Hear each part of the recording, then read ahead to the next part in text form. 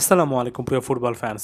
বহুল আলোচিত ইন্ডিয়া বনাম বাংলাদেশের মধ্যকার খেলা বাংলাদেশের সময় অনুযায়ী যেটা মার্চের 25 তারিখ সন্ধ্যা 7:30 থেকে শুরু হবে এফসি এশিয়ান কাপ কোয়ালিফায়ারের থার্ড রাউন্ডের একটা ম্যাচ, যেটা কিনা ইন্ডিয়া তাদের ঘরের মাঠে খেলবে। এখন এই ম্যাচটার আগে ফাহমিদুল ইস্যুকে কেন্দ্র করে অনেক রকমের জল ঘোলা করা হয়েছে এবং আমার কাছে মনে হয় না যে বাংলাদেশের থিঙ্ক ট্যাঙ্ক এখানে ক্লিয়ার কাট কোনো একটা মেসেজ রাখতে পেরেছে। এই ম্যাচটা অনেক বেশি করে ইম্পর্টেন্ট এবং বাংলাদেশের ফ্যানদের পার্সপেক্টিভ থেকে খুব বেশি ইম্পর্টেন্ট, কারণ ফ্যানদের মধ্যে একটা বড় অংশ কিন্তু রীতিমতো ক্ষুব্ধ হয়ে আছে। তবে সব কিছুকে একপাশে সরিয়ে রেখে এখনও সুযোগ আছে ইন্ডিয়ার বিপক্ষে একটা ইতিবাচক পারফরমেন্সের মানে যে একেবারে স্ট্রেট ফরওয়ার্ড একটা বড় ব্যবধানে জয়, সেটার দিকে আমি ফোকাস করছি না। সর্বশেষ বাংলাদেশ বনাম ইন্ডিয়ার 4-5টা ম্যাচ যদি দেখে আসেন, একটা ম্যাচ ইন্ডিয়া জিতেছিল, বাকি ম্যাচগুলো কিন্তু ড্র হয়েছিল, অর্থাৎ বাংলাদেশ এখানে হাড্ডাহাড্ডি লড়াই করেছিল। যদিও নিজেদের ঘরের মাঠে এখানে ভারতই ফেভারিট থাকবে, তবে ক্লিয়ার কাটভাবে পজিটিভ একটা ইন্টেন্ট দেখতে চাই বাংলাদেশ প্লেয়ারদের কাছ থেকে, সে চেষ্টাটা দেখতে চাই।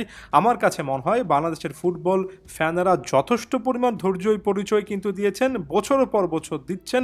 যেটা ফুটবলারদের কাছ থেকে কাম্য সেটা হচ্ছে একেবারে রেজাল্ট ওরিয়েন্টেড ব্যাপারগুলো আমরা বুঝি, এখন থেকে আশা করা যায় না। তবে যতটা সম্ভব পজিটিভ আউটকাম, সুযোগগুলো কাজে লাগানো, সম্ভব হলে সেখান থেকে একটা পয়েন্ট অর্জন করা, যদি চান্সেস থাকে তাহলে অবশ্যই জয়ের জন্য খেলা, এক কথায় ইতিবাচক মানসিকতা।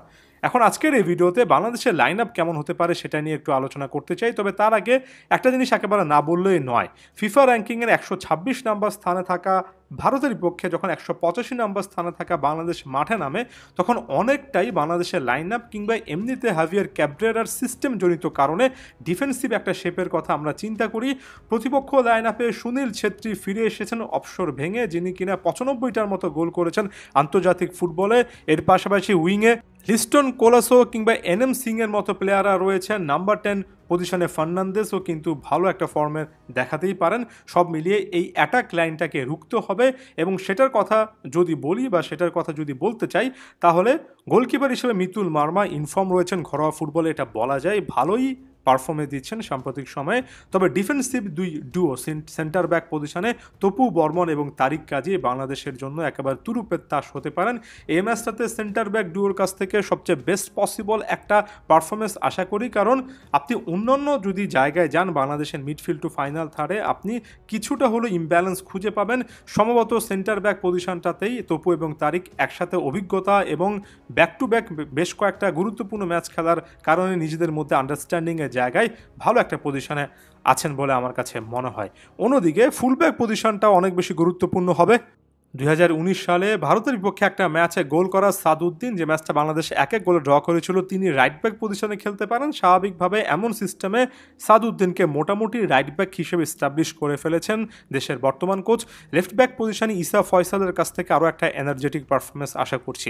খুবই ইম্পর্টেন্ট একটা ফ্যাক্টর, সেটা হচ্ছে হামজা কোন জায়গায় খেলবেন। এখন বাংলাদেশ যদি বড় মতো মিডফিল্ডে একটা ডায়মন্ড শেপে খেলে, তাহলে হামজা ওই সেন্টার ডিফেন্সিভ মিডফিল্ডার হিসেবে খেলবেন এবং সেখান থেকে ডিপ লাইং প্লে মেকিংয়ের মাধ্যমে গেমটা ডিকটেট করতে চাইবেন এবং প্রতিপক্ষের যে অ্যাটাক লাইন বলছি, সেই অ্যাটাক লাইনের সামনে একেবারে ফার্স্ট ওয়াল হিসেবে হামজা এখানে কাজ করবেন এবং হামজা যতটা এফেক্টিভলি ফুটবল খেলবেন, সুনীল ছেত্রীদের আক্রমণগুলো ততটা নস্যাৎ করার আসলে জায়গা থাকবে। এবং বাংলাদেশ যেহেতু একটু ডিফেন্সিভ মেন্টালিটির দল, এখানে হামজার ইনক্লুশনটা অনেক বেশি গুরুত্বপূর্ণ। এখন বাকি পজিশনগুলোতে মিডফিল্ডে কে খেলবেন এটা নিয়ে যথেষ্ট আপস অ্যান্ড ডাউনস আছে। যেমন জামাল ভুঁইয়া লম্বা একটা সময় খুব একটা বেশি খেলার মধ্যে যে আছেন সেটা বলার সুযোগ নেই, তিনি নাকি মুজিবুর রহমান জনি ওই পজিশনটাতে খেলবেন রাইট মিডফিল্ডে, সেটা নিয়েও কথাবার্তা বলার সুযোগ আছে। মিডফিল্ডের বাকি পজিশনটাতে কাজেম, হৃদয়, সিনিয়র, সোহেল রানা সহ বেশ কয়েকটা অপশন কিন্তু আছে। সেন্টার অ্যাটাকিং মিডফিল্ডে এই মুহূর্তের ধারণায় অনেকেই বলছেন যে শেষ পর্যন্ত মোরসালিনী ম্যাচটা শুরু করবেন এবং তিনি ক্রিয়েটিভ হাব হবেন এই দলটার।